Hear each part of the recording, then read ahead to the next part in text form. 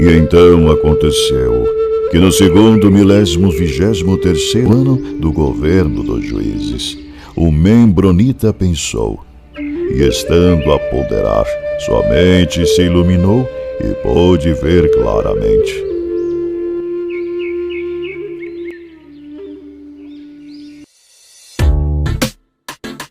Olá, meus fiéis! Estavam com saudade? Conta aí pra mim como é que foi esse tempo aí que eu tirei de férias. Estão prontos para a segunda temporada do nosso podcast? Para quem tá chegando agora, a gente teve uma primeira temporada, eu comentei ali sobre a minha pessoa, mais voltado para a igreja, bastante da missão, quem eu sou. E eu fiquei surpreso também que tem bastante gente ali que não é membro da igreja não, que tá escutando o podcast. Muito obrigado! Coloquei alguns termos ali para quem não é membro, né? Para quem não sabe os termos, já coloquei para ajudar. Mas essa segunda temporada é bem suave, tranquilex. O pessoal vai tirar de letra. Em 2014 eu me formei em Recursos Humanos pela Universidade Norte do Paraná, com um curso de Estratégia de Avaliação de Pessoas. Para quem acompanhou ali minha primeira temporada que eu expliquei, essa época da minha vida, 2014, já estava ali com meus 4 filhos, uma vida profissional ali bem atarefada, estava com meu negócio próprio e ajudando os meus pais na administração do colégio deles.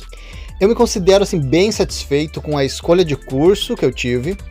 Para quem acompanhou ali, né, antes da missão ali 2005, eu estava voltado à área de computação, então fiz o vestibular de engenharia de computação, passei, acabei indo para a missão, né, então não cursei, foi só um teste mesmo. Quando eu voltei, eu apliquei para a vida militar, oficial militar. Acabei mudando de ideia ali, entrei para o ramo do empreendedorismo. 2009 casei, a gente fez uma plantaçãozinha de repolho ali e acabaram nascendo 4 criancinhas. Então os primeiros 5 anos de casamento vieram 4 crianças, o que impossibilita já, né, o trabalho em si durante a semana já impossibilita você estar estudando, e daí ainda mais, né, família, criança e tal, fica um pouquinho complicado. Mais uma coisa que eu sempre gostei de fazer é o próprio vestibular da Federal do Paraná.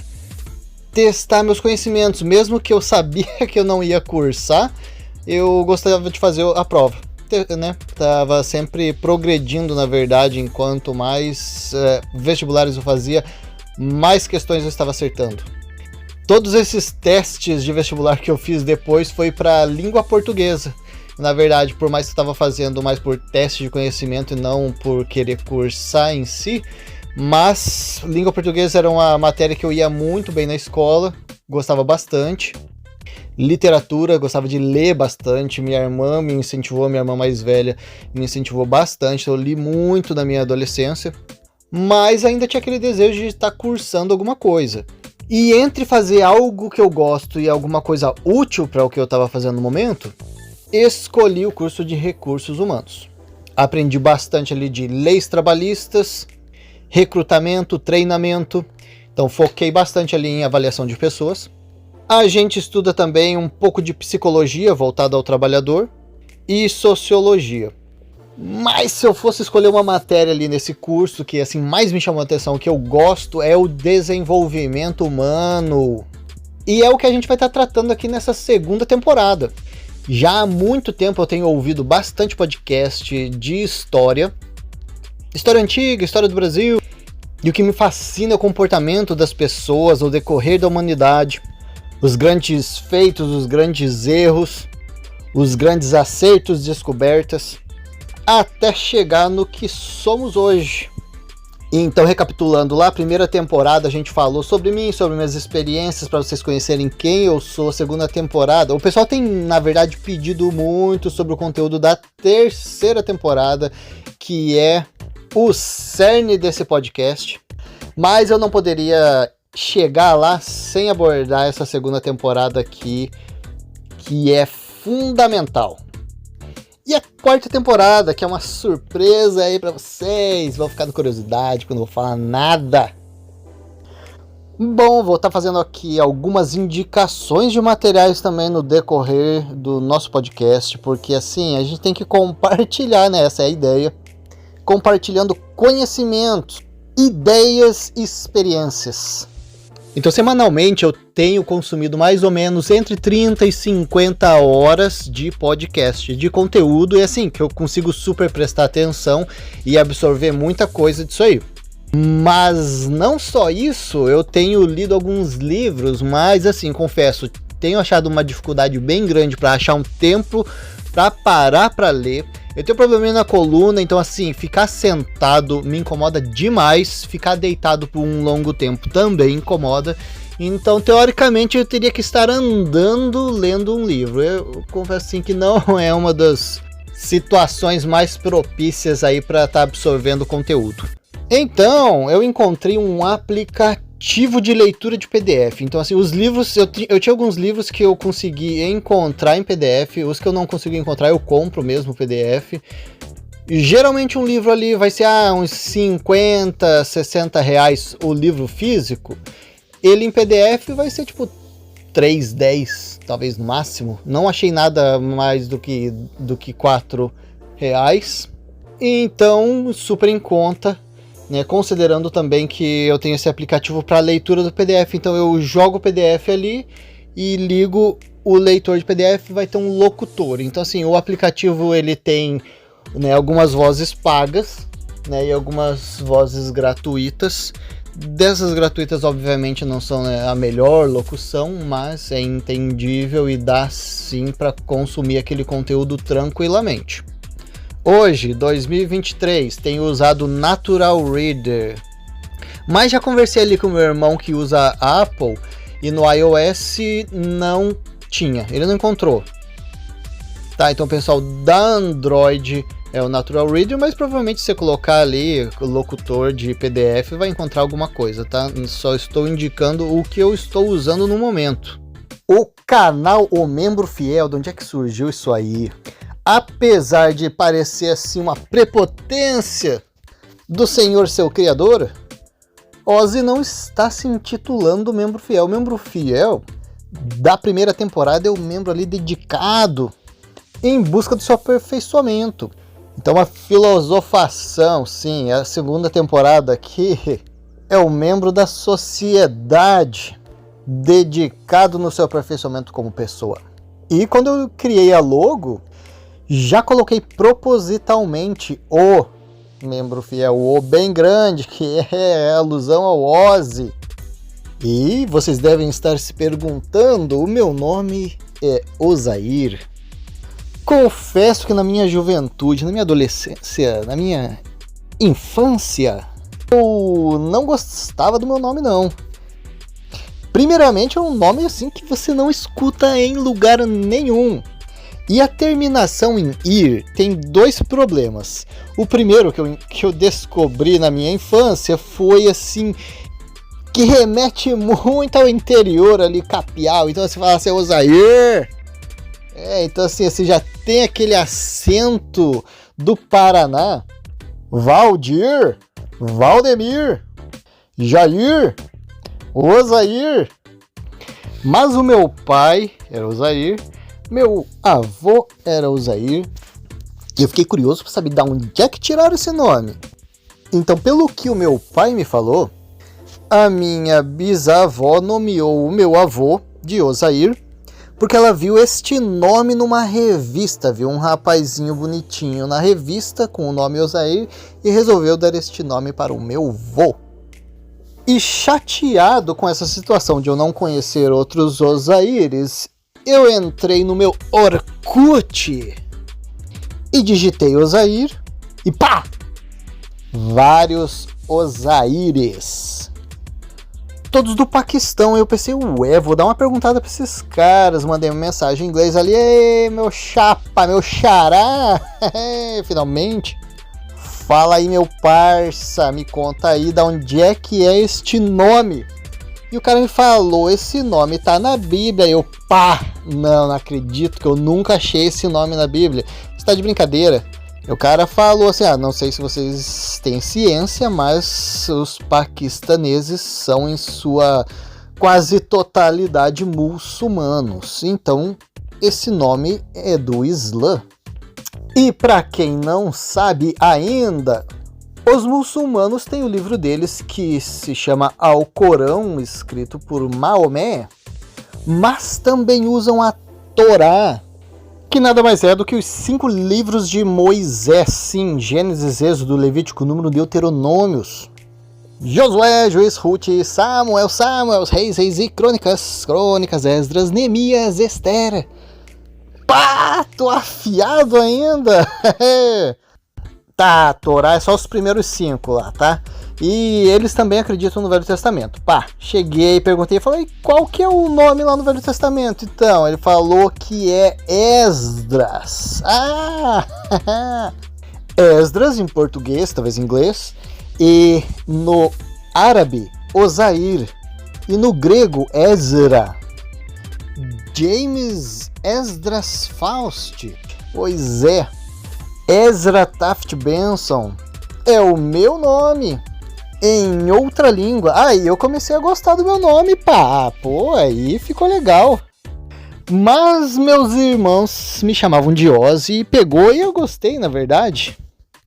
Aí tá, eu lá com os meus irmãos assistindo um filminho e a personagem lá do filme tinha vários bonecos, coleçãozinha lá de bonecos. O nome da mulher era Rosie Shaw.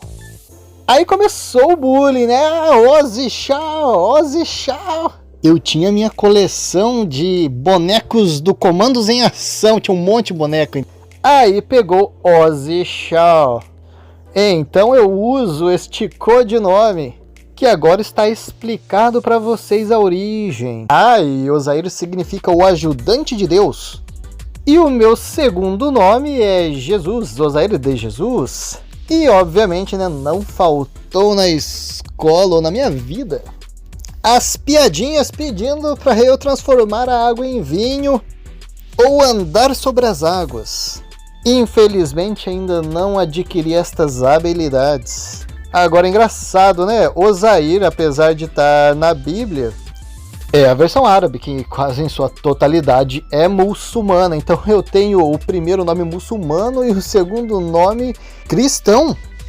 E é isso aí, minha curiosidade do dia para vocês. Vamos retomar aqui que a gente tem muita coisa para falar ainda nessa meia hora. Aliás, gostaram da minha vinhetinha ali do Cid Moreira? Muito bem, então deixa eu desmistificar o profissional do recursos humanos para vocês. Ele não é só o cara que vai fazer a sua folha de pagamento, não é só aquele recrutador ou o cara que vai te mandar embora. Eita.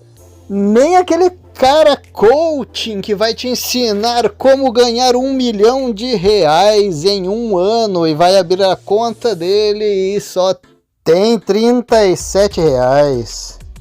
Nós somos mais do que isso, somos multifuncionais, somos o futuro.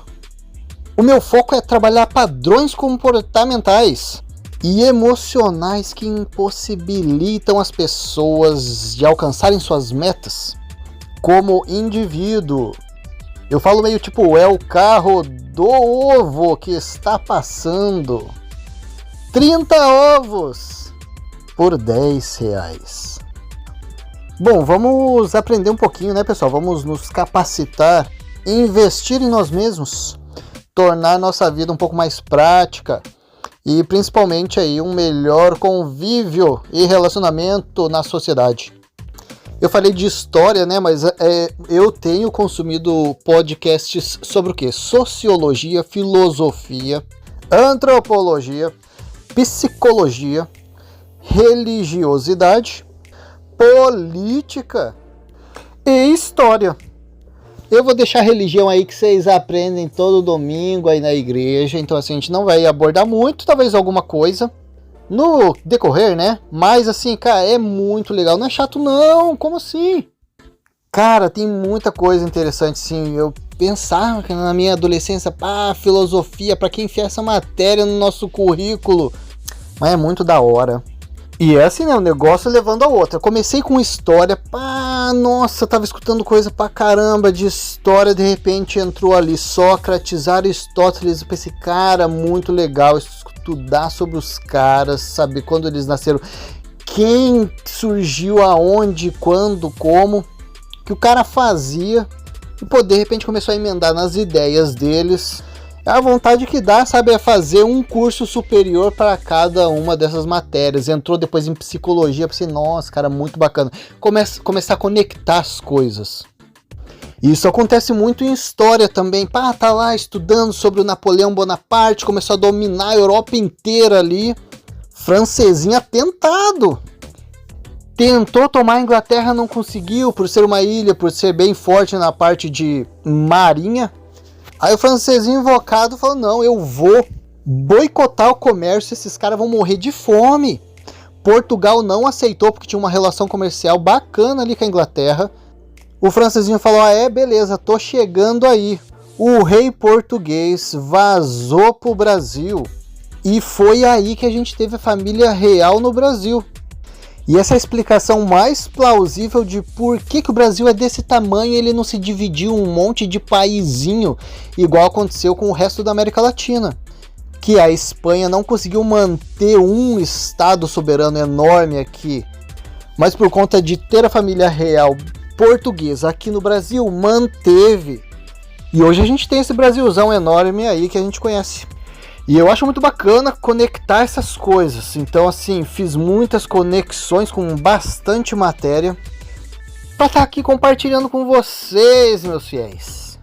E pode ficar tranquilo que não vai ser um segundo NF10 não, tá? Vai passar suave.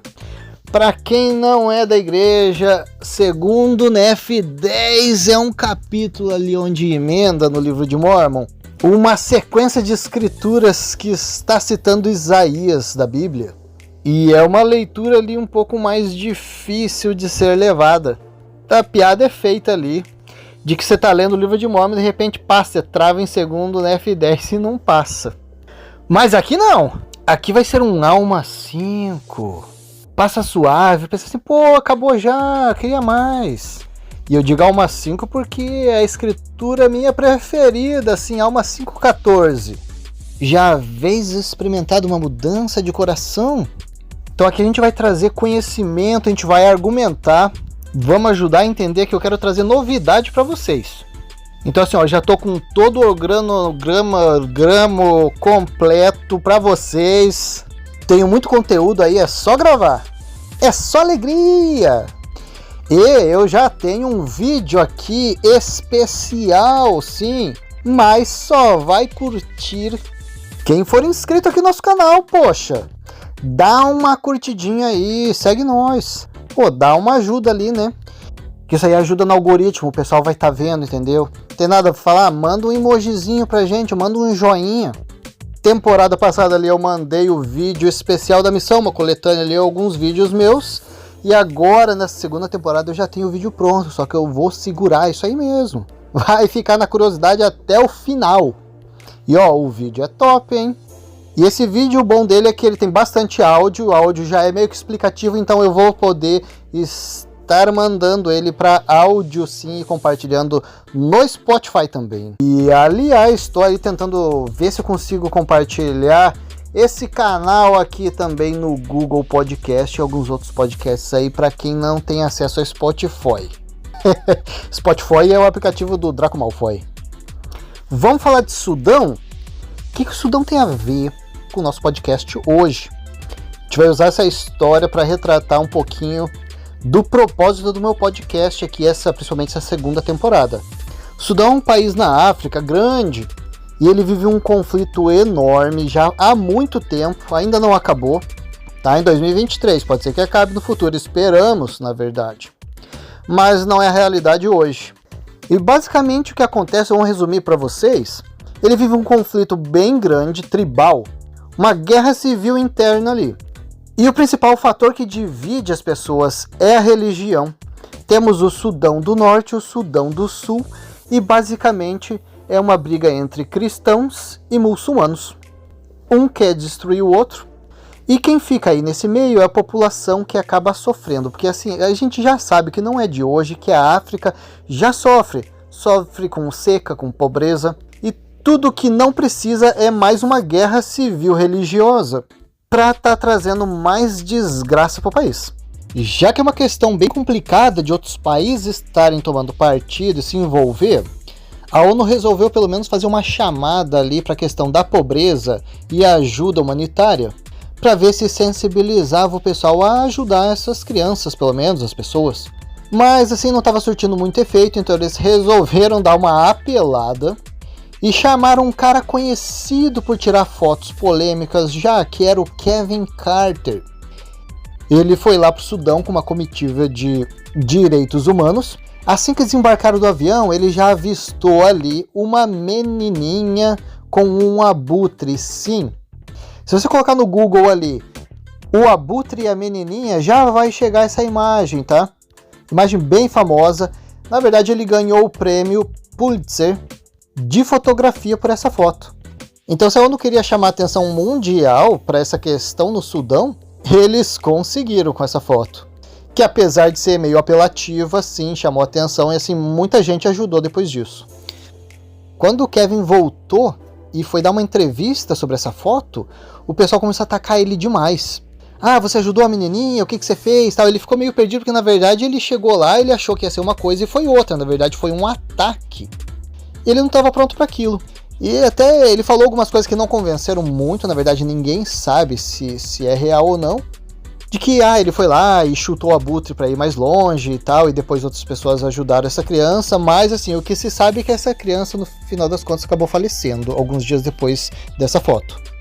E também que não era uma menininha, todo mundo, né, encarou como se fosse uma menina, mas na verdade era um menino. Mas o ponto é que ele chegou lá com uma comitiva, então o papel dele era chegar e tirar foto. Tinha outras pessoas que estavam vindo para essa ajuda humanitária, estavam montando tendas ali, e basicamente não era o papel dele. Mas, obviamente, como ser humano, as pessoas se tocam e querem fazer alguma coisa. O que eu quero resumir sobre esse fotógrafo aqui é que ele tirou a própria vida por conta dessa pressão psicológica, emocional que ficou sobre a cabeça dele. Não vou dizer que foi só isso, tinha questões financeiras também que ele acabou tendo, mas basicamente isso aí pesou muito. E quem conheceu ele pessoalmente, trabalhou junto com ele, diz que ele era um cara assim bem emotivo. Então ele falou assim, quando ele tirou essa foto e tal, ele foi para baixo de uma árvore chorar por conta dessa situação. Então, poxa, cara é um cara ser humano. E querendo ou não, essa foto dele ajudou muito mais do que só uma criança. Porque, vamos dizer que lá na entrevista tinha 50 jornalistas. E vamos dizer assim que quem leu a matéria foram 5 milhões de pessoas. Dentre essas pessoas que eu citei, quantas foram lá para o Sudão e ajudaram uma criança ou fizeram alguma ajuda direta para essas pessoas lá? A foto que ele tirou não ajudou só uma criança, mas milhares de outras pessoas que estavam sofrendo, que foram beneficiadas por conta da comoção que essa foto trouxe. E essa criança da foto só representava o que estava acontecendo ali aos arredores com muita gente. Então a hipocrisia de estar querendo julgar ele por conta de por que ele tirou aquela foto, se ele ajudou pessoalmente aquela criança, se ele adotou, trouxe para casa ou não, não acho que cabe a nós julgarmos no conforto dos nossos lares. Então, se esse fotógrafo foi uma boa pessoa em todos os aspectos da vida dele, eu não sei. Mas é um fato que essa foto contribuiu demais para uma conscientização mundial sobre a pobreza e o sofrimento das pessoas naquela região. Então, provavelmente, meu podcast não vai ganhar um prêmio Pulitzer de podcasters, criadores de conteúdos, mas essa é a ideia, entendeu? Contribuir com conhecimento, com conscientização e o desenvolvimento deste ser que habita o planeta Terra. Os homens existem para que tenham alegria, não é? Segundo o NEF225. Então vamos dizer que o nosso objetivo aqui nessa vida é ser feliz. O que vai fazer a gente feliz? Segundo o filósofo Immanuel Kant, de 1724, foi um dos grandes pensadores do iluminismo, a felicidade não é um ideal da razão, mas sim da imaginação.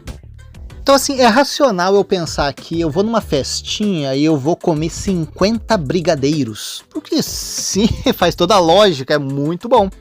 Mas isso vai me fazer feliz ou vai me deixar com uma baita dor de barriga? Já para Aristóteles, a felicidade é o bem soberano para onde todas as coisas tendem. Então, basicamente, ele defende que a felicidade é o maior bem defendido pela humanidade e que é o fim das ações humanas. Ou seja, tá feliz? Era esse o propósito. E ele ainda complementa ali que a felicidade é alcançada quando o indivíduo age eticamente.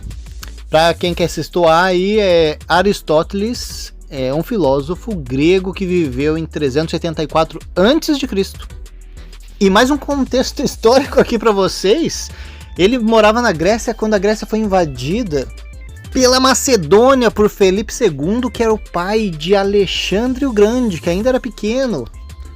Aí o cara gostava de Aristóteles, imagina, invadiu o país do cara e ainda vai lá e chama o cara para ensinar o próprio filho. Então, Felipe II pediu para Aristóteles ensinar o seu pequeno Alexandre o Pequeno, que acabou se tornando ali um grande rei para Macedônia. E por sua vez, Aristóteles, quando tinha 17 anos, foi ensinado por nada mais nada menos que Platão. Virou aluninho ali preferidinho de Platão, que por sua vez foi ensinado por ninguém mais, ninguém menos do que Sócrates. Os mestres e seus pupilos. Bom, quando a gente está ali na nossa busca pela felicidade, temos algumas consequências ali de curto, médio e longo prazo.